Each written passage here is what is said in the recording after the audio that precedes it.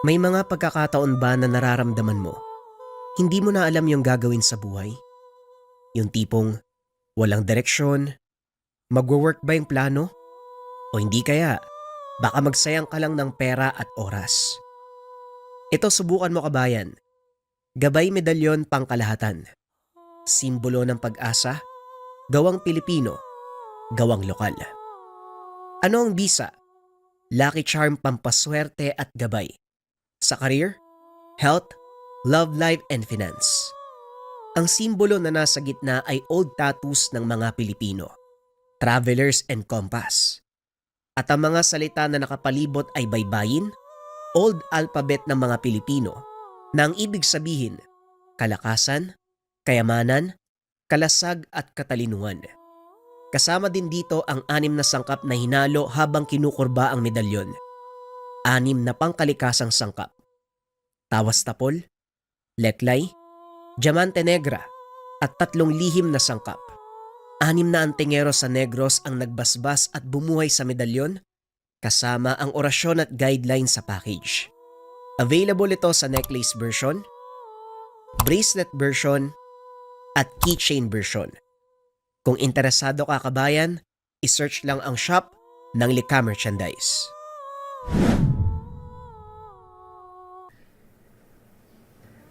Ang kwentong ito ay hango sa totoong buhay. Mula ito sa isa nating kabayan na itago na lang natin sa pangalang Jimmy. Nangyari ito sa probinsya ng Negros. Minana ni Jimmy ang katayan na unang negosyo ng angkan. Malakas ang kita dahil dumarayo ang mga negosyante ng baboy sa pamilihan para magpakatay. 3 lang ang trabahador dahil hindi na kumuha ng iba sa nangyaring pagnanakaw ng mga dating katiwala. Iniisahan si Jimmy sa mga oras na wala siya sa katayan, kung minsan ay nangloloob pa sa gabi. Hindi lang pera ang tinatangay, maging ang mga karne na dapat sana'y ihahatid sa mga suki. Ang naiwan ay 2 pinsan, si Ubeng at Kiko na sila ring tapat sa kanya.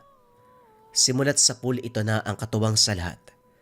Hindi lang sa katayan, maging sa buhay at sa bagong itinatayong kambingan.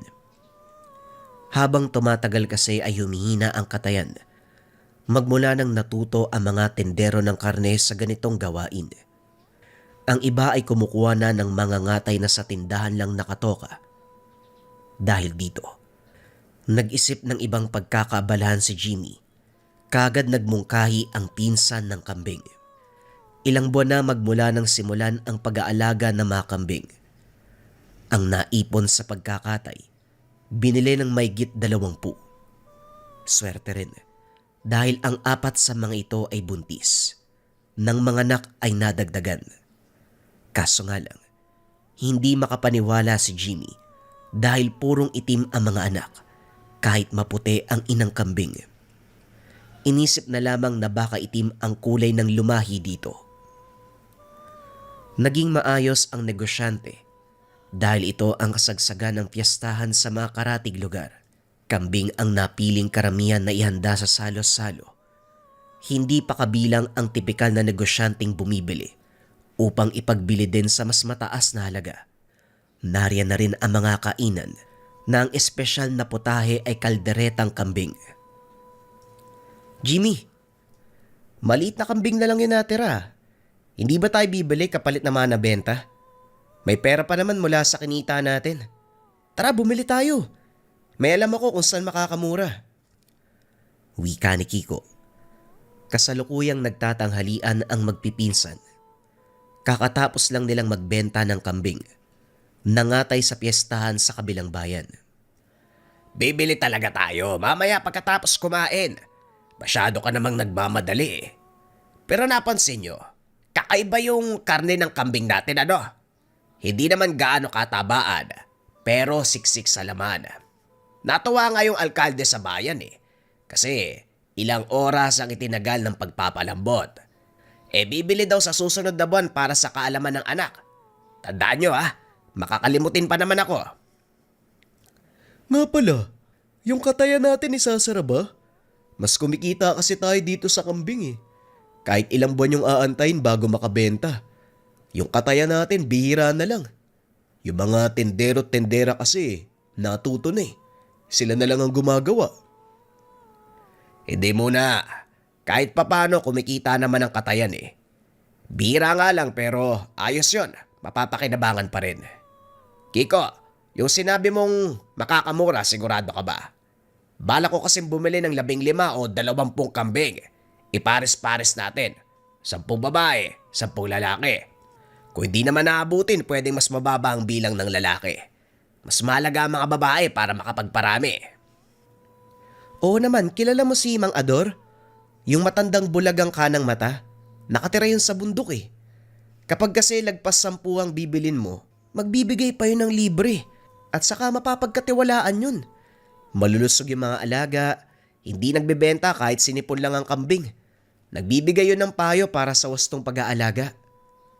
Ayos pala eh, o sige. Puntahan natin mamayang hapon. Obeng, bilan mo ng gasolina yung sasakyan. Magdadala tayo ng truck para kung makabili, mauwi natin kaagad. Pagsapit ng hapon, pinunta nila ang tahanan ni Mang Ador. Nahirapan dahil pataas ang lugar. Hindi kinaya ng minamanehong truck, kaya iniwanan sa baba. Maging sila, hindi halos makarating sa itaas. Masyadong matarik. Naglalakian pa ang mga bato sa daanan. Kung hindi matibay ang mga paa, isang maling apak lang, madudulas at gugulong pa'y baba. Puro reklamo ang inabot ng magpipinsan pagdating sa mismong bahay ng matanda. Ano ka ba naman, Kiko? Hindi mo sinabi na pahirapan yung pag-akyat sa bundok. Nakakapagod. Kahit kailan talaga hindi ka nag-iisip. Kung sinabi mong ganito yung aabutin natin, hindi na lang sana tayo tumuloy. Parang mamamatay pa ako sa pagpunta dito. Yan na ba ang tahanan ng Mang Ador na yon?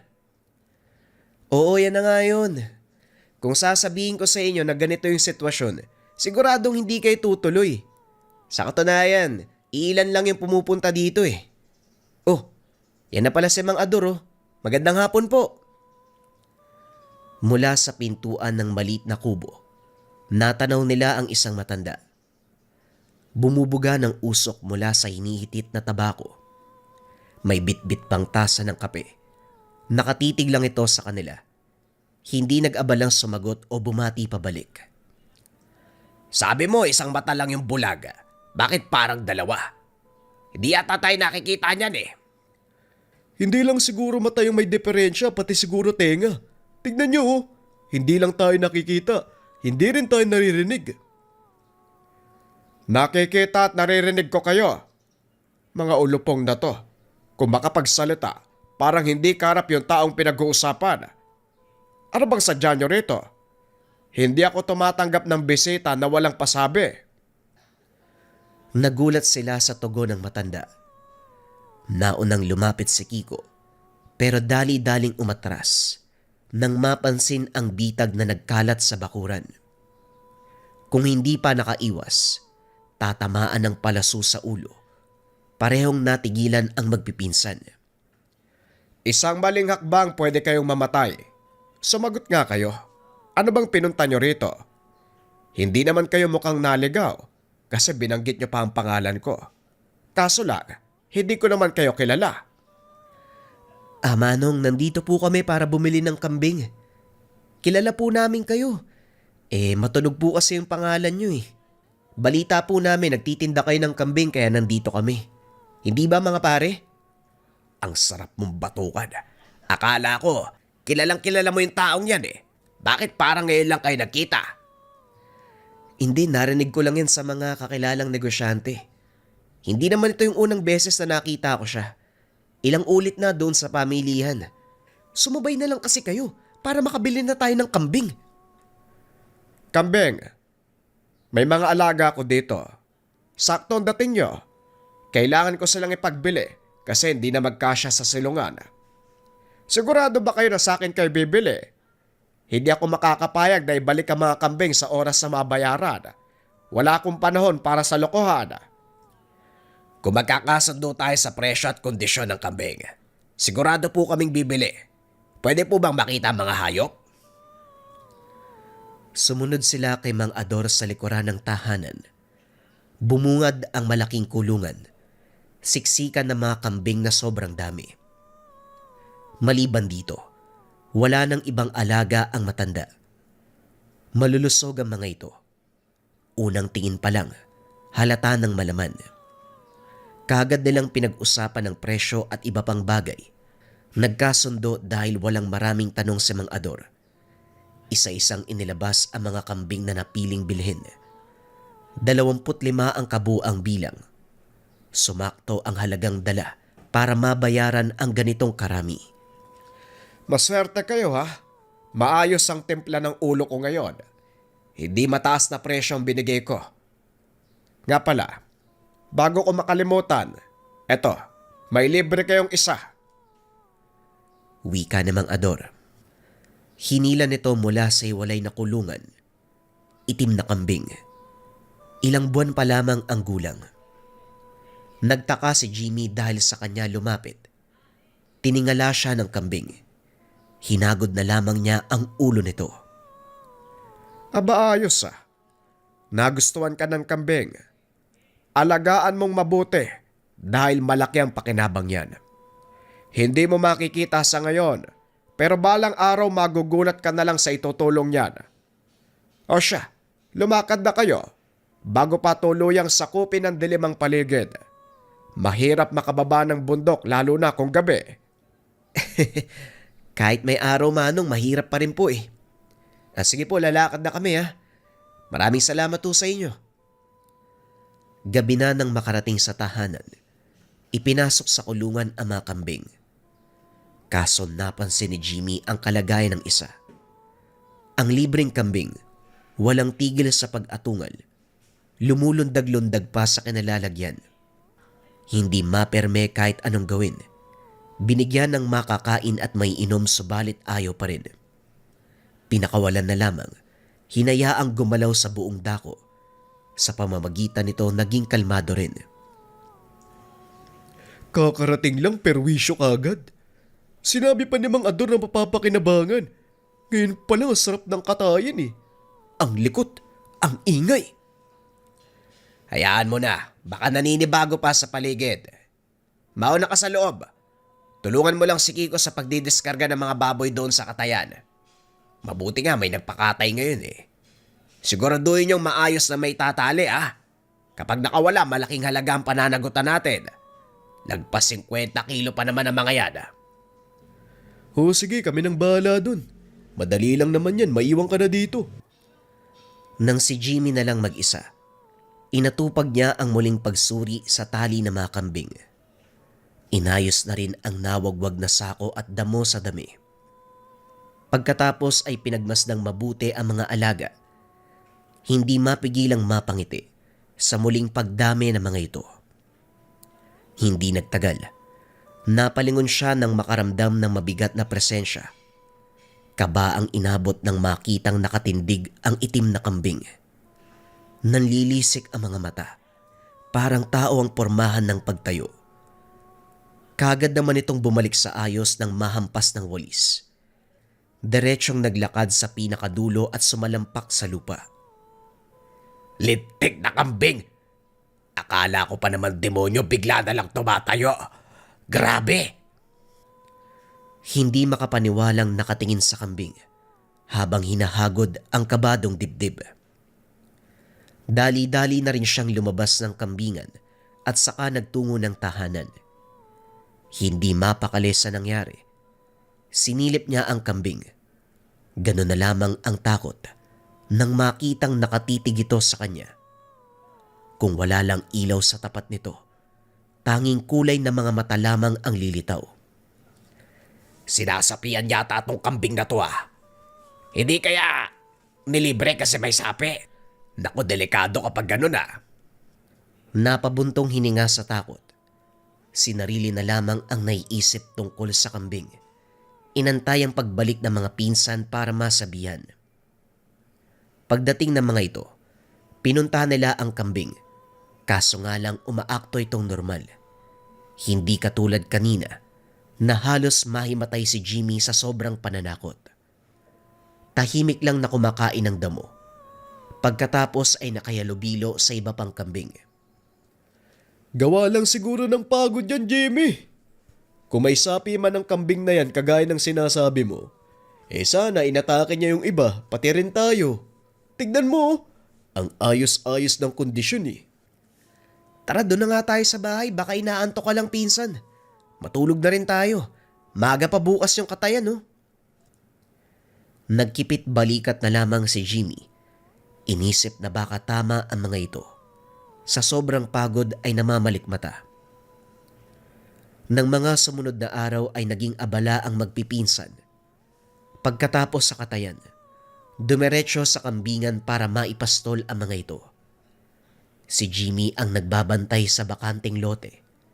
Samantalang si Kiko at Obeng nagtungo ng kagubatan para manguha ng talahib at iba pang dahon na pwedeng ipakain sa kambing.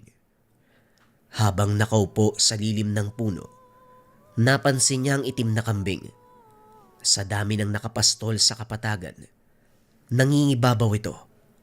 At kahit nakahalo sa mga maliit na parehong itim na kulay, hindi maiwasan ni Jimmy na makaisip ng masama. Pakiramdam niya ay may sapi ito. Pinagmasdang mabuti. Umiiwas ng tingin sa kanya. Pambihirang kambing to. Kakaiba talaga eh. Malaman ko lang na may sapi ka. Talagang kakatayin kita. Pagbalik ng tingin, gano'n na lamang ang pagkagulat nang magwala ang lahat. Sinuwag ang isa't isa. Dali-dali niyang sinaway ang mga ito pero natigilan nang mapansin ang isang matandang babae sa hindi kalayuan. Nakapikit habang kinukumpas ang mga kamay. Nagsasambit ng mga salita. Kasabay nito ang paglapit ng itim na kambing sa ginang. Sinuwag ng sinuwag hanggang sa huminto sa ginagawa. Dali-dali namang umalis ang matanda nang makita siyang nakatingin. Tumakbo pabalik sa kanya ang itim na kambing. Tumingala sa kanya at mahinang umatungal na para bang may gustong sabihin. Makalipas ang ilang oras, niligpit na rin ang mga ito dahil paggabi na. Sa kambingan muna tumambay si Jimmy. Gustong pagmasdan sa malapitan ang itim na kambing. Kahit nakahalo sa kakulay, madali pa rin nakikilala dahil sa ibinibigay na enerhiya. Talagang hindi ka normal na kambing ano? Ang lakas ng loob mong kalabanin si Aling Gregoria. Nako, walang kahit sinong tao dito sa lugar ang sumubok na kumalaban sa kanya. Kilalang manggagawa yun eh. Masamang manggagaway. Nagbibigay ng sakit sa mga tao at mga hayop. Mabuti nga, umayos sa mga kasama mo kanina. Siguro ginamit ng mahika kaya nagrambulan. Kung hindi ka naging alisto, malamang may mga mamamatay sa alaga natin o malulumpo. Halika nga, lumapit ka rito. Wika ni Jimmy. Hindi niya napapansin. Unti-unting nagbabago ang kanyang ugali. Nagiging malapit sa kambing. Lumapit naman ang alaga sa kanya. Naupo sa harapan. Sinubuan niya ng damo pero kagad ding tumayo nang makarinig ng kaluskos. Nagsimulang magwala. Kahit mataas ang bakod, nagawang tumalon. Lumabas ng kulungan at dumiretso sa kakawyan. Dali-daling tinawag ni Jimmy sina Kiko at Ubeng para hanapin ito. Hiwalay sila ng direksyong tinahak. Parehong may dalang sulo at patalim. Kabisado nila ang kakawyan. Maliban na lang sa kinakatakutang ligaw na hayop. Nariyan din ang mga sigbin na alaga ni Aling Gregoria. Minsan silang hinabol nito. Sa kabutihang palad ay nakaligtas. Me, kambing! Me! Nasa ka bang kambing ka? Bumalik ka nga dito. Baka gawing hapunan ka ng sigbin. Bigla ka na lang tumatakbo. May hirapan pa kami sa paghahanap niyan eh. Naglakad siya sa unahan. Kagad pinatay ang sulo nang makarinig ng pag-angil. Malapit lang ito sa kanyang kinalalagyan. Hinanap at mula sa unahan, nakakita siya ng kakaibang hubog. Ang unang nakita ay bandang itaas. Hugis tao na may hawak na palakol. Nagtago si Jimmy sa likuran ng puno. Muling tinignan ang buong kaganapan. Laking gulat niya dahil ang kalahati ng katawan nito mula sa kabayo. Tatakbo na sana si Jimmy, kaso nga lang nakita niya sa harapan ng nilalang. Katawan din ng tao, pero ang ulo ay mula sa baboy ramo. Nagsimulang magsagupaan ang dalawa. Nakakabinging angil ang nagmumula sa kanila. Walang binatbat ang baboy ramo. Ilang ulit pinaghahampas ng palakol sa buong katawan. Wakwak ang mukha nito. Naglabasan ang lamang loob. Sumigaw ng napakalakas ang nilalang na merong katawan ng tao at paa ng kabayo.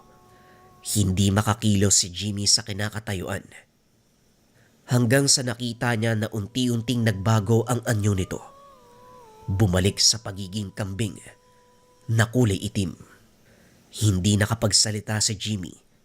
Sinusundan na lamang ng tingin ang alagang kambing habang kalmado itong naglalakad pabalik ng tahanan.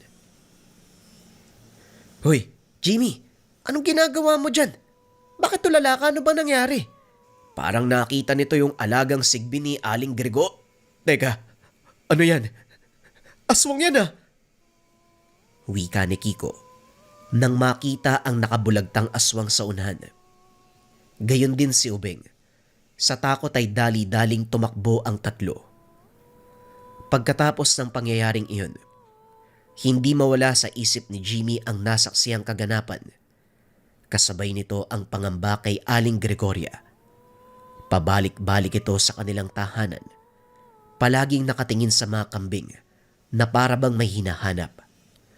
Wala siyang lakas ng loob na humarap dito dahil delikadong kalaban. Kaya naman ang ginawa ay nagsaboy ng asin sa buong lugar. Umaasa na sa ganitong paraan, maitataboy ang ginang kaso nga lang hindi tumalab. Mas lalo pang nabahala nang lumabas bigla ang itim na kambing. Hoy! Ano ka ba naman bumalik ka nga rito? Anak ka talaga ng kambing. Wala pa naman si Ubeng at Kiko. Hahabulin sana ni Jimmy kaso natakot siya kay Aling Gregoria. Inantay na lamang niya ang pagbabalik ng kambing. Naririnig niya ang pag-atungal nito na parang nasasaktan. Ilang sandali pa, kumaripas ito ng takbo pabalik ng kulungan. Tinignan niya ang dinaanan. Wala ang matandang manggagaway, kung kaya't nakahinga at dali-daling sinuri ang alaga. Nakahiga ito sa lupa at sugatan ng tiyan. Kaagad namang naagapan, kaso nga lang nangihina na ang kambing. Sumaktong dumating na si Ubeng at Kiko. Ano ba kasing nangyari? Sinong baliw yung tataga ng alaga natin? Ang liit-liit sinaktan. Paano nga pala nakatakas sa kulungan ng isang yan? Ang taas ng bakod dito ah. Siguro iniwan mong nakabukas. Hindi ko rin alam, nakita ko na lang tumatakbuli sa kakao yan eh. Parang galit kay Aling Gregoria. Dumalaw na naman dito yung matandang yon. Hindi ko maintindihan kung bakit pabalik-balik tapos yan sinugod ng kambing. Eh alam niyo naman di ba may sa demonyo yung Aling Gregoria na yan. Baka nagalit sa ginawa ko nung nakaraan eh. Pasensya na kayo, hindi ko nasabi kaagad ah. Napalakas kasi yung tirador ko eh, dumiretso dun sa bahay niya. Hindi ko alam kung may nasira ba o merong tinamaan. Alam niyo naman yan, di ba? Palagi naghihiganti. Bakit hindi mo kagad sinabi? Malalagot talaga tayo niyan. Alam mo naman yung matandang yan, di ba may sa demonyo? Iba't ibang uri ng nilalang o elemento yung alaga niyan, di ba? Nung nakaraan may sigbin pa. Kaya pala gano'n na lang yung tingin sa atin eh. May ginawa ka eh. Kasi naman kahit walang ibon, tirador ka ng tirador eh. Natamaan mo siguro si Aling Gregoria. Sana nga lang yung mga alagang kambing lang natin yung gusto. Eh paano kung tayo yung puntiryahin yan? Kagaya ng inasahan, sumapit ang gabi na walang tulugan. Hindi pa gaanong malalim ang gabi, pero nambubulabog na ang aswang. Nasa loob lamang ng tahanan ang magpipinsan. Nagtutulakan kung sino ang sisilip sa labas. Parehong natatakot dahil alam nila ang alagang sigbi ng manggagaway ang nanggugulo. Ang buong akala nila ay ligtas sila sa loob ng lugar. Kaso nga lang, nakapasok ang isa. Kinagat sa braso si Kiko. Wala silang nakikitang aktwal na figura ng Sigbin. Tanging bakas ng kagat lamang. Labis ang pagdurugo. Hindi na kinaya pa ni Kiko ang dulot na sakit. Nangisay at namutla. Nataranta si Ubeng at Jimmy. Dali-dali nilang pinatigil ang pagdurugo. Sinubukang agapan gamit ang gamot na nahalungkat sa tabi. Kaso nga lang walang bisa ang mga ito. Lumipas ang ilang sandali. Nawala na ng malay si Kiko. Masyadong malayo ang ospital. Delikado kung lalabas tayo, nariyan pa ang mga Sigbin. Nakapasok nga nang hindi natin namamalayan eh. Naguguluhan ng dalawa sa sitwasyon hanggang sa narinig nila ang boses ni Aling Gregoria. Kung hindi nabasag ng kaibigan niya yung gamit ko sa tahanan, walang gulong mangyayari. Huwag na rin kayo mag-aksaya ng oras. Magpaalam na kayo sa kaibigan niyo dahil mamamatay na yan. Sinilip ni Jimmy ang labas ng tahanan. Nakita si Aling Gregoria nakatabi ang alagang Sigbin. Napako ang tingin sa nilalang dahil sa taglay nitong itsura. Kasing tangkad ng asong kalye, nakaliyad, mababa ang mga paa sa unahan kumpara sa likod. Matulis ang mga pangil, naglalaway, nanlilisik ang pulang mga mata. Grabe ang takot ni Jimmy at Ubeng habang sinisilip ang mga ito. Ilang sandali pa, napansin nila na umuusal ng kung anong salita si Aling Gregoria. Kasunod ang pagkumpas ng mga kamay, hanggang sa biglang sumigaw si Ubeng nang maramdaman ang pananakit ng tiyan. Tama na! Tama na, Aling Gregoria, maawa ka sa amin. Nakikiusap ako sa inyo. Wika ni Jimmy, hanggang sa kumilos ang alaga ni Aling Gregoria. Sa isang iglap, nasa harapan na ito ni Jimmy. Dahan-dahang gumagapang papalapit. Kaso nga lang umangil ng malakas ang Sigbin. May humila sa mga paa nito. Ibinalibag palabas ng tahanan. Muling nakita ni Jimmy ang isang tao na may hawak na palakol. Ang kalahating katawan ay mula sa kabayo. Tinitigan ng nilalang si Jimmy. Alam niya na ito ang alagang kambing. Lumabas ng tahanan ang alaga. Hinarap ni Itim ang Sigbin at ang manggagaway. Umusal ng orasyon si Aling Gregoria. Samantalang umatake naman ang Sigbin. Kaso nga lang paulit-ulit lang itong hinahampas ni Itim. Walang nagagawa ang nilalang sa kanya. Nandito pala ang pakialamerong nilalang. Pinatay mo yung isang alaga ko. Ngayon gusto mong dalhin yung isa. Nagtatago ka pa sa katawan ng itim na kambing animal ka. Muling nag-usal ng orasyon si Aling Gregoria. Kaso nga lang hindi ito tumatalab kay Itim. Tumilapon ang matanda nang hambalusin ng palakol. Tumalsik ang matanda papunta sa puno. Dali-dali namang lumapit ang alaga sa kanya upang alalayan. Dinig ni Jimmy ang bawat paghakbang ni Itim. Naglalakad papalapit sa manggagaway at sa alaga nitong Sigbin. Nakaharang ang Sigbin sa harapan ni Aling Gregoria. Pinoprotekta ng amo. Sandali itong tinitigan ni Itim. Laking gulat ni Jimmy. Bigla itong hinambalos. Durog ang Sigbin. Ganon din ang ginawa kay Aling Gregoria. Hinawakan nito ang dalang pamalo. Buong puwersang hinampas ang ulo ng matanda hanggang sa madurog ito. Napapikit na lang si Jimmy sa nasaksihan. Sa muli niyang pagdilat, itim na kambing ang nakita. Naglalakad papalapit sa kanya. Dinalaan pa ang kamay ni Jimmy hanggang sa pumunta ang itim na kambing sa dalawang pinsan, kay Kiko at Ubeng. Kasabay ng pagdila ng itim na kambing, naging maayos ang kalagayan ng dalawang pinsan. Anong klaseng elemento ka ba? Bakit ka ba nagpapalit ng anyo? Bakit mo pinatay si Aling Gregoria? Paano mo napatay yun, pati yung Sigbin? Yung mga pinsan ko, Kahit walang malay, alam ko magaling na yung mga yan eh. Ano ka ba talaga? Hindi sumasagot ang alagang si Tim. Abala sa pagkain ng damo. Bumalik na lamang siya ng tahanan. Inayos ang pagkakahiga ng dalawang pinsan. Pagsapit ng umaga, nagulat na lamang dahil wala na sa kulungan ang itim na kambing. Hinanap nila sa buong lugar. Kahit saang dako ay hindi na natagpuan. Naisip ni Jimmy na puntahan si Mang Ador para magtanong. Pagkarating, ang mismong kambing ang sumalubong. Ay, paanong napunta yan dito? Kinuha niyo po ba? Kagabi nasa bahay lang yan eh. Bumalik na yan dito kasi tapos na ang misyon niya. Napuksa na ang kailangan puksain. Yun lang naman ang sadya ng kambing na yan sa inyo. Napansin ko ang enerhiya na bumabalot sa inyo nung dumating kayo sa lugar. Nararamdaman ko na namarkahan kayo eh. Malapit ang biktimahin, kaya pinasama ko si Tim. Anong klaseng nilalang po ba yan? Bakit nagpapalit ang anyo? Iho, maraming bagay sa mundo na mahirap paniwalaan at intindihin. Huwag mo nang alamin. Hayaan nating manatiling sekreto para sa kaligtasan mo at kaligtasan ng itim na kambing. Kung lubusan ka nagpapasalamat sa ginawa niya, mas mabuting huwag mong ipagsasabi kahit kanino ang bagay na to. Hindi na kinulit pa ni Jimmy ang matanda. Malaki ang pagpapasalamat nito kay Itim. Kung hindi dahil sa kambing, malamang patay na sila. Wala mang naging malinaw na sagot sa mga katanungan. Nakontento na lamang si Jimmy na minsan niyang nasaksiyan ang kakaibang kaganapan.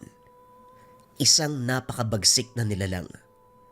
May katawan ng tao, paa ng kabayo, na nagtatago sa katangian bilang itim na kambing. Ang susunod na kwento mga kabayan ay bagong istorya pa din. Ito ay tungkol sa isang mambabarang na gustong magbagong buhay. Kaso nga lang, pilit siyang ibinalik sa nakaraan. Huwag na nating patagalin pa. Simulan na natin ang kwento. Ang kwentong ito ay hango sa totoong buhay. Mula ito sa isa nating kabayan na itago na lang natin sa pangalang Julius. Nangyari ito sa Mindoro. Si Julius ay mula sa angkan ng mga mambabarang. Simula pa sa panahon ng lolo, kinakatakutan na sila sa bayan. Hindi dahil sa pagiging masama, kundi dahil sa kapangyarihan na hindi maintindihan ng karamihan. Ang kanyang lolo na si Caben, bukod sa pagiging mambabarang ay nanggagamot. Kaya niyang magpagaling ng sakit. Sinasabing may mga taong lumalapit sa kanya na humingi ng lunas. Ngunit may ilan ding nagpupunta para humingi ng ganti. Hindi to lantaran, pero bulong-bulungan ng matatanda.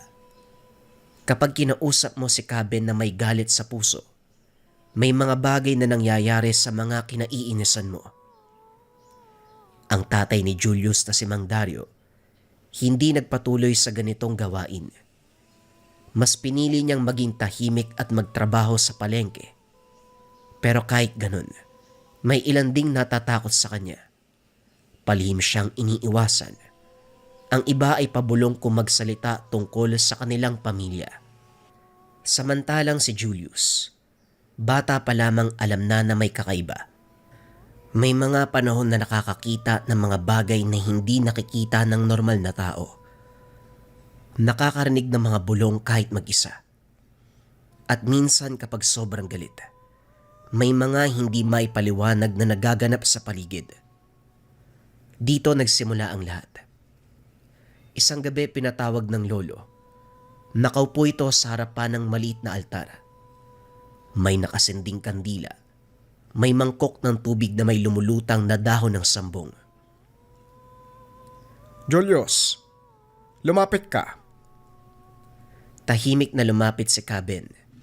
May kaba sa dibdib. Ngayon pa lang niya nakitang seryoso ang lolo niya.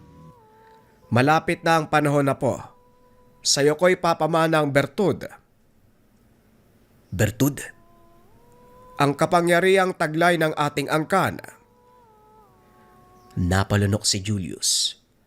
Alam niyang darating ang araw na ito, pero hindi niya inaakalang ngayon na. Pero lolo, ayoko. Napatingin sa kanya si Caben, halatang hindi na nagulat sa sagot. Alam kong takot ka, pero hindi ito isang bagay na pwedeng tanggihan. Nasa dugo mo na ito.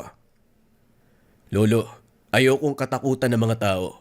Ayokong lumaki na parang iniiwasan. Iniiwasan nila ako hindi dahil sa bertud, kundi dahil nauunawaan nila ang kapangyarihan natin. Yan ay refleksyon ng sarili nilang masamang gawain. Kung wala naman silang planong kasamaan, bakit sila iiwas? Hindi mo ko naiintindihan, lolo. Basta ayoko. Saglit na katahimikan. Tila nag-isip si Caben bago muling nagsalita. Kung ganon, ikaw ang gagawa ng sarili mong daan. Pero tandaan mo, Julius, sa sandaling tanggapin mo ang bertud, hindi mo na ito mababawi pa. Napatingin si Julius sa mata ng lolo. Wala nang pagpipilian. Papayag ako, lolo. Pero hindi ko gagamitin ang bagay na yan para sa kasamaan. Nasa iyo kung paano mo gagamitin na po. Pero tandaan mo, ang bawat kapangyarihan ay may kapalit. Dahan-dahang inilagay ni Caben ang kamay sa noo ni Julius. Naramdaman ang matinding init na dumadaloy sa katawan. Napapikit sa tindi ng nararamdaman. May dumadaloy na enerhiya mula kay Caben patungo sa kanya. Magmula ng gabing iyon ay nagbago ang lahat. Matapos ipasa ni Caben ang bertud kay Julius. Isang malalim na buntong hininga ang pinakawala ng matanda. Para bang nabunutan siya ng mabigat na dadalhin. Ngunit kasabay nito ang panghihina. Lolo, anong nangyayari sa'yo? Huwag kang matakot, apo. Talagang ganito ang kapalit. Napaluhod si Julius sa tabi ng lolo. Hawak ang kamay. Unti-unti nang lumalamig. Teka, sandali, lolo. Wala namang ganyan, ano? Huwag mo akong iwan. Gamitin mo ng tama ang bertud. Ipakita mo sa kanila na hindi tayo dapat katakutan. Sa huling sandali, isang ngiti ang inawanan ni Caben bago tuluyang pumikit. Matapos ang pagpanaw ng lolo, matagal na nagluksa si Julius, pero hindi siya nagpatalo sa lungkot. May iniwan na misyon sa kanya si Caben. Ito ang baguhin ang tingin ng tao sa kanilang angkan. Nag-aral siyang mabuti tungkol sa panggagamot. Ngunit hindi tulad ng ibang albularyo na umaasa sa gamot at orasyon. Ginamit niya ang bertud na naipasa sa kanya. Ang natatanging kakayahan, utusan ang iba't ibang uri ng insekto. Sa tulong ng kakayahan, nag-alaga siya ng iba't ibang uri. Pinapakain niya ito ng karne ng hayop na may halo ng sariling dugo upang maging tapat sa kanya ang mga insekto. Sige lang. Kumain lang kayo, mga alaga. Kakailanganin nyo yan sa gagawin nating panggagamot. Sa paglipas ng panahon, lumalim ang kaalaman sa panggagamot. Dumating ang pagkakataon. Matandang babae ang lumapit sa kanya, namimilipit sa sakit ng tiyan. Ay, Julius, tulungan mo ako. Hindi ko na kaya. Pinakawala ni Julius ang mga alagang alitaptap. Lumiwanag ang buong paligid. Dahan-dahang dumampi ang mga alitaptap sa tiyan ng matanda. Kasabay ng liwanag nila, nagbibigay ng matinding init sa tiyan ng pasyente. Ilang sandali pa biglang bumuti ang pakiramdam ng matanda. Tila hinigop ng liwanag ng alitaptap ang lahat ng nararamdaman. Ay, teka, ano ginawa mo? Wala humanang. Ang mahalaga, magaling na kayo. Nagulat ang mga tao sa kakaibang paraan ng panggagamot ni Julius. Sa kabila ng takot ng ilan sa kanyang angkan, dumami ang lumapit sa kanya upang magpagamot. Ngunit kagaya ng normal na kaganapan, may mga taong hindi natutuwa sa ginagawa niya. Mga taong hindi naniniwala na isa siyang manggagamot. Hindi siya albularyo. Isang mambabarang na masama ang katauhan. Nagtatago lamang sa pagiging mabuti. Huwag kayong magpaloko. Mambabarang yan, ginagamit niya yung bertud para linlangin tayo. Sa halip na patulan, tinitigan lang sila ni Julius. Hindi ko kailangan patunayan ang sarili ko. Hayaan mo nga mga taong natutulungan ko magsabi kung ano ko. Sa kabila ng duda ng ilan, mas marami ang patuloy na lumalapit sa kanya. Bawat taong natutulungan, unti-unting nagbabago ang tingin. Pero alam niya na hindi pa tapos ang laban. Dahil sa anino ng nakaraan, laging may mga taong maghahanap ng dahilan para husgahan siya. Sa kabila ng takot ng marami, hindi inasahan ni Julius na may isang taong yayakapin ang buong pagkatao niya. Si Teresa, isang simpleng babae. Walang alam sa lihim na karunungan, ngunit minahal siya ng buo. Hindi nagtagal pinakasalan ni Julius si Teresa. Iniwan niya ang lumang buhay ng pagiging isang mambabarang upang magsimula ng panibago. Sa maliit na bahay sa gilid ng bayan, namuhay ng masaya at simple. Julius, magiging tatay ka na. Napatitig si Julius sa asawa. Hindi siya makapaniwala. May halong takot at saya. Teka, totoo ba yan? Tumango si Teresa. Niyakap niya si Julius ng maigpit. Ngunit sa kabila ng kasiyahan, may bumabagabag sa kanya. Alam niyang kailangang ipasa ang bertud sa susunod na henerasyon, pero hindi niya gustong ipamana sa anak. Ayaw niya na lumaki ito na may pasa ng sumpa ng lahi. Sa halip na isipan niyang ipasa ang kakayahan sa nakababatang kapatid, si Mikmik. Hindi ito kasing tapang niya, pero nasa dugo din ito ang kakayahan. Mahal, kailangan mo rin bang ipasa yung kakayahan mo sa anak natin? Natatakot ako para sa kanya eh. Hindi, mahal ko. Ayoko matulad siya sa akin. Kung ganun, paano ang bertud? Paano kapag kailangan mo yan? Ibibigay ko sa nakababatang kapatid. Kay Mikmik? Tama ka, kay Mikmik. Gusto kong kausapin siya bukas. Kailangan malaman niya ang tungkol sa bertud. Ngunit bago pa man magkaroon ng pagkakataon na makausap ang kapatid, malagim na balita ang natanggap. May kumatok sa kanilang tahanan, isang babae. Nang pagbuksan, pamilyar na mukha ang bumungad sa kanya. Si Jessa, ang dating kasintahan ni Mikmik. Kuya, si Mikmik po. Patay na. Pinagbagsakan ng langit at lupa si Julius sa narinig. Anong sinasabi mo? Nagbibiro ka lang, di ba? Pinatay siya, kuya. Pinatay siya eh. Hindi normal na tao yung pumatay sa kanya. Nang marinig ito ni Julius, napalitan ng galit ang nararamdaman. Ipaliwanag mo sa akin kung ano ang nangyari. Tinambangan kami sa palayan, kuya, bago makauwi. Hindi ako pinabayaan ni Mikmik eh. Kaso, hindi niya kaya eh. Nanginginig ang kamay ni Julius. Noon iniiwasan niya ang bertud na gamitin sa paghihiganti. Ngunit ngayon, isang bahagi sa sarili ang gustong maghiganti sa nilalang na pumatay sa kanyang kapatid. Sabihin mo sa akin, sino ang pinaghihinalaan mong gumawa? Wala akong alam, kuya. Basta hindi normal na tao yun eh. Pulang-pula yung mga mata niya eh. Tapos, ang haba ng mga kuko eh.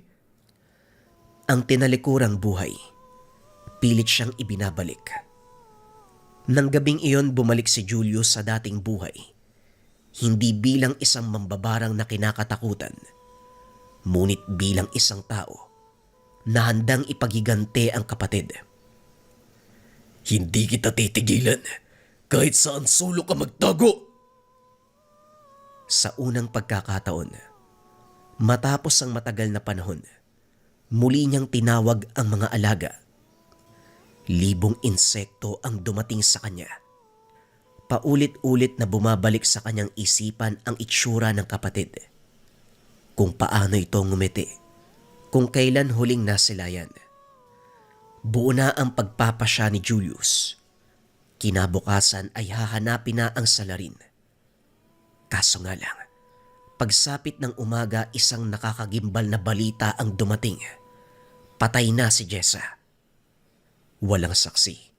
Walang palatandaan kung sino ang pumatay. Natagpuan ang katawan sa masukal na bahagi ng gubat. Hindi nagkataon ng lahat ng bagay na ito. May gustong umubos sa lahi namin. Pinakalma ang sarili. Inisip ang susunod na hakbang. Ngunit bago pa siya makakilos, isa pang dagok ang dumating. Natagpo ang patay ang mahal na asawa sa gilid ng ilog. Kasalukuyan itong papunta sa tahanan ng mga magulang. Doon biniktima ng nilalang ang bata sa sinapupunan kasama sa namatay. Napasigaw na lamang si Julius sa sakit na nararamdaman. Wala nang natira sa kanya. Ang kapatid, ang asawa, ang anak na hindi man lang nasilayan.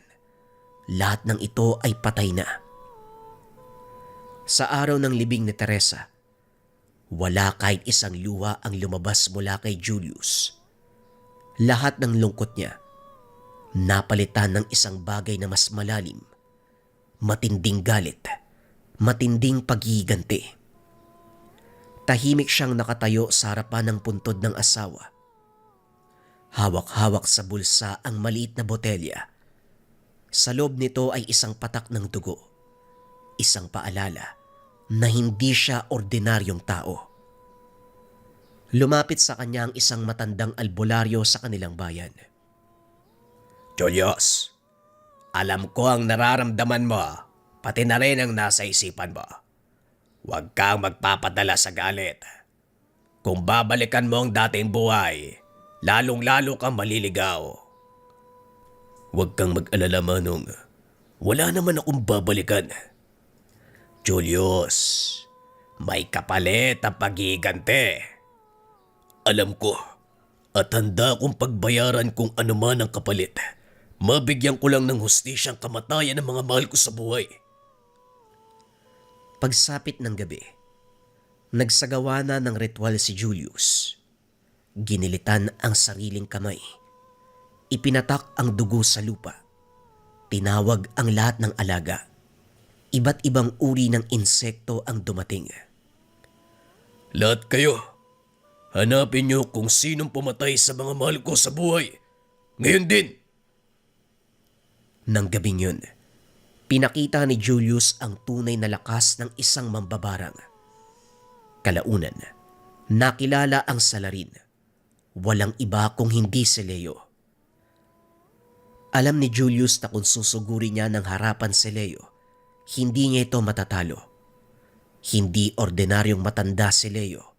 May lahing kiwig, may dugong bawo, isang nilalang na napapabilang sa lahi ng mga aswang. Kaya naman ibang pamamaraan ang gagamitin ni Julius. Gusto niyang pahirapan ang kalaban hanggang sa ito na mismo ang kusang sumuko. Nagsimula na ng ritual si Julius.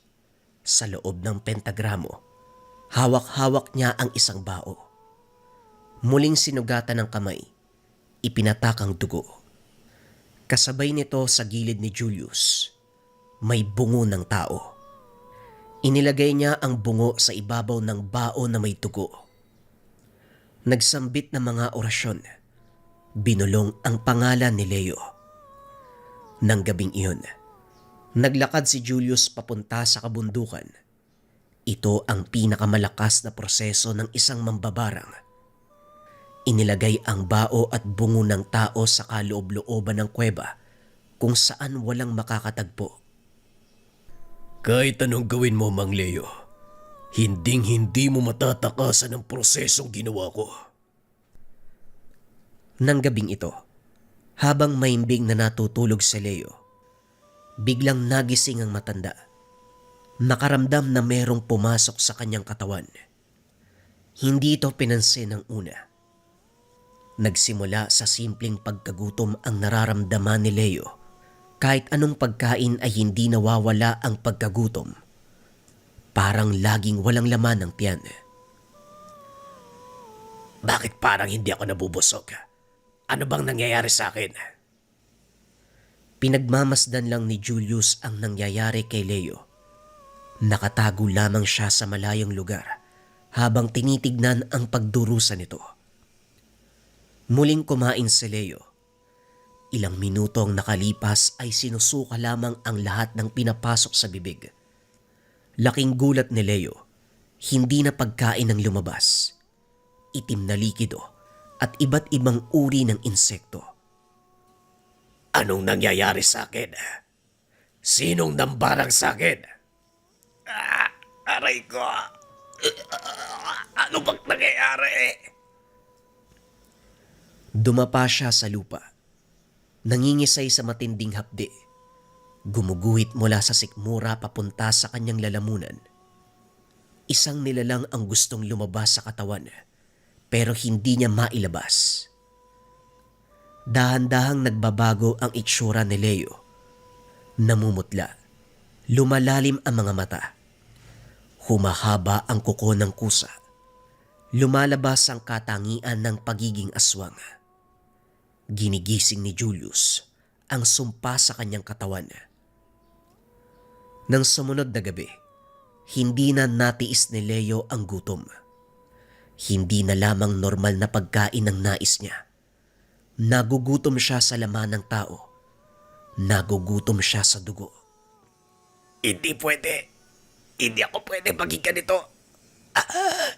Hindi ko mapanlabanan. Tuwang-tuwa si Leo habang pinagmamasdan niya ang nangyayari kay Julius. Nasa labas ito ng bakuran. Pilit na pinanlalabanan ang sarili. Namimilipit hanggang sa nakaamoy ng sariwang dugo. Sa bandang unahan ay may isang lalaking naglalakad. Ordinaryong tao lamang ito. Walang pagdadalawang isip na sumugod si Leo. Walang awang pinatay ang lalaki. Winakwak ang tiyan. Kinain ang laman. Sa unang pagkakataon, napawi ang kanyang gutom. Ang buong akala ni Leo ay magiging maayos na ang lahat. Kaso muling bumaliktad ang sikmura. Mas lumala ang sakit na nararamdaman. May kung anong gumagalaw sa loob na parang gustong lumabas sa kanyang katawan. Muli siyang nagsuka ng itim na likido at iba't ibang uri ng insekto. Labis ang gutom na nararamdaman. Kaso nga lang sa bawat pagkain niya ng laman, kasabay nito ang pagpapahirap na sakit na nararamdaman. Hindi alam ni Leo kung anong gagawin. Uunahin ba ang gutom o titiisin ito dahil sa hirap na nararamdaman sa bawat pagdampi ng dugo at balat sa kanyang bibig? Malala ang ginawang sumpa ni Julius. Wala kang ibang pagpipilian kung hindi ang magdusa. Lumipas pa ang ilang araw. Halos wala nang natitirang lakas si Leo. Wala na rin siyang ibang ginawa kung hindi magtago sa madilim na sulok. Umiiwas sa mga tao dahil siguradong aatakihin niya ang lahat ng ito. Tumakbo sa gitna ng kagubatan si Leo hanggang sa nakita niya ang figura ng isang lalaki. Kumusta ka, Manong Leo? Kumusta ang pakiramdam mo? Gusto sanang magsalita ng matanda. Kaso nga lang tanging pag-angil ang lumalabas sa kanyang bibig. Hindi na kontrolado ang buong katawan. Ang hirap, di ba? Nagugutom ka. Pero kapag kumain ka naman, nakakaramdam ka ng parusa. Hindi mo alam kung anong uunahin. Ang pagkahayok sa pagkain o iwasan ang parusa. Sinira mo ang buhay ko nang patayin mo ang aking pamilya. Ngayon magbayad ka. Ayoko kitang patayin ng mabilisan eh.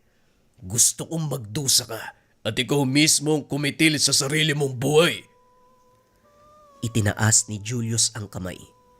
Kasabay nito ay naramdaman ni Leo sa sikmura. May nagwawalang mga nilalang. Napahandusay siya sa lupa. Gumugulong sa sakit na nararamdaman. Sige, magdusa ka. Mahirapan ka. Yan ang tamang mangyari sa'yo. Dahan-dahang naglakad si Julius papalapit sa kanya. Ano, Leo? Mas mabuting mamatay ka na lang, hindi ba? Sige na. Patayin mo ang sarili mo. Tumakbo si Leo papasok ng kagubatan. Hinayaan naman ito ni Julius. Tuwang-tuwa na nahihirapan si Leo. Ilang araw ang lumipas. Nasa loob lang ng kagubatan si Leo. Butot balat na lamang ang katawan. Ang kanyang gutom ay hindi pa rin nawawala. Kahit ang pagkain ng karne ng hayop, ganun pa rin ang nangyayari. Sa bawat paghigop ng dugo, sa bawat pagkain ng laman, kasabay niyan ang parusang nararamdaman. Nawawala na ng pag-asa si Leo. Nanginginig na hinawakan ng muka. Ang dating matikas at makapangyarihang katawan na nagmumula sa lahing aswang, nawala na. Naaagnas na ang mukha ni Leo, maging ang buong katawan. Wala siyang kawala sa sumpa na ginawa ni Julius. Kahit anong gawin niya, iisa lamang ang pupuntahan. Kamatayan sa sariling kamay. Laking gulat ni Leo nang makita niya si Julius. Sa bawat paghihirap niya, nakasunod lamang ito sa kanya. Binabantayan siya. Inaantay kung kailan magpapakamatay. Marahang inabot ni Julius ang matulis na bagakay kay Leo. Sige na. Huwag mo nang pahirapan ang sarili mo. Magpakamatay ka namang, Leo. Yan ay kabayaran sa walang awa mong pagpatay sa aking mga mahal sa buhay.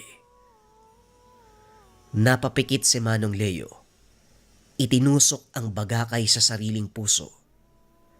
Sa unang pagkakataon, nakaramdam siya ng kapayapaan.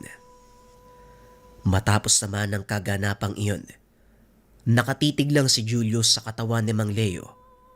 Blanko ang muka. Walang kahit anong reaksyon. Hindi siya nakaramdam ng kaligayahan. Hindi nakaramdam ng ginhawa sa paghiganti. Patuloy na nangungulila sa pagkawala ng mga mahal sa buhay. Isang katanungan ang pumasok sa isipan ni Julius. Ano ang silbi ng buhay niya ngayong nakapaghiganti at wala na ang mahal sa buhay? Mula pagkabata, ito ang kinakatakutan. Gamitin ang lakas ng pambabarang upang kumitil ng buhay ng ibang tao. Ninais niyang baguhin ang tingin sa kanila, kaya piniling maging manggagamot. Kaso nga lang, hindi pinalad ng pagkakataon. Patuloy siyang ibinabalik ng sumpa sa marahas na pamumuhay. Habang nakaupo ay pinagmasdan niya ang kalangitan. Hindi alam kung gaano na siya katagal na binalot ng dilim at galit. Punong-puno ng paghiganti ang puso. Mahabang panahon na pala ang lumipas. Kinabukasan, pagputok ng liwanag, dinala niya ang lahat ng kagamitan. Lahat ng gamit ng mga ninuno pati na rin ng lolo. Umakyat sa kabundukan. Maging ang bungo at baon na ginamit niya kay Leo, kinuha ni Julius. Inilibing sa pinakagitna ng gubat. Iwinaksi ang lahat ng kalaman. Tama na. Hindi ko na kailangan ng lahat ng bagay na ito. Umalis siya sa lugar. Iniwan ang lahat ng gamit. Nilisan din ang baryo. Iniwan ang lahat ng alaala ng nakaraan. Ang sigaw ng paghiganti. Ang pait ng pangungulila. Wala siyang ibang dala kung hindi ang kanyang sarili. Ilang buwan siyang nagpalipat-lipat ng lugar hanggang sa marating ang isang malayong bayan kung saan walang nakakakilala sa kanya. Nanirahan si Julius sa maliit na bukirin. Sa halip na gumamit ng sumpa o insekto sa panggagamot, inaral niyang mabuti ang paggamit ng halamang gamot at tradisyonal na lunas. Tinulungan siya ng isang matandang albularyo, si Kapidel, na itinuring siya na parang kapamilya. Kapidel, alam mo na ang buong storya ko. Gusto ko pong magbago. Isang bagay lang ang naiwan sa aking puso. Gusto ko manggamot ng tao. Sa bawat araw na lumilipas, natutunan niyang gumamit ng iba't ibang halamang gamot. Unti-unti siyang nakilala bilang mahusay na manggagamot na gumagamit ng mga tradisyonal na pamamaraan. Wala nang takot sa kanyang pangalan. Sa halip ang mga taong lumalapit ay hindi para humingi ng sumpa, kung hindi para humingi ng lunas. Lumipas ang maraming taon. Nakilala niya si Aling Marta. Mabait na byuda, may isang anak na lalaki na si Emil. Dahil sa pagiging malapit, naging tunay na ama si Julius kay Emil. Tinuruan niya ito ng lahat ng nalalaman tungkol sa panggagamot. Palagi mong tatandaan, Emil, hindi kailangan ng kapalit sa pagtulong sa mga tao. Ang pinakamahalagang gantimpala, mapagaling sila at makita ang kaligayahan sa kanilang muka. Sa bagong buhay, natagpuan ni Julius ang kapayapaan. Masalimuot, masakit, madilim man ang nakaraan. Hindi nagpatalo si Julius. Patuloy niyang ginampanan ang pangako sa kanyang tatay. Babaguhin ang paningin ng mga tao sa kanila. Natupad naman ito ni Julius. Isa na siyang manggagamot na gumagamit ng tradisyonal na pamamaraan, kinagiliwan at minahal ng taong bayan. Grabe tong kwento na to mga kabayan. Isa to sa pinakamasakit na storya na nanarrate ko. Pero parang yun din kasi yung tadhana eh. Talagang hindi niya pwedeng pagsamahin yung kaalaman niya sa pambabarang para tumulong sa ibang tao. Kaya yung panahon na mismo yung gumawa ng paraan para alisin sa kanya. Inilipat siya sa pagiging herbularyo o mas kilala sa manggagamot na gumagamit ng mga herbal na medisina. Anong masasabi niyo sa kwento niya mga kabayan? Huwag kayo mahiya na mag-comment, ibahagi ang inyong opinyon.